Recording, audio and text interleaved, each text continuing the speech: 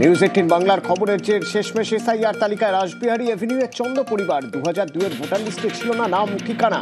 সংবিধান তৈরির অন্যতম কারিগরের পরিবারের অস্তিত্ববাদে শোরগোল। কমিশনের আশ্বাসের পর ফিরল নাগরিকত্ব, এবার ফর্ম ফিল আপ।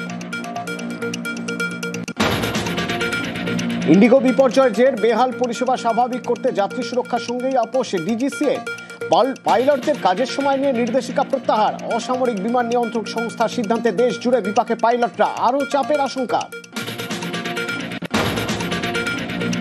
দেশ জুড়ে ইন্ডিগোর বিমান বিভ্রাট, পরপর 3 দিন বাতিল, হাজারেরও বেশি উড়ান। শুধু আজই 500-রও বেশি উড়ান ক্যান্সেল, দেরিতে বহু ফ্লাইট। কলকাতা সহ বিভিন্ন এয়ারপোর্টে চরম ভোগান্তি। দিল্লি চেন্নাইয়ে পুরোপুরি বন্ধ পরিষেবা, চড়ছে ক্ষোভের পারদ।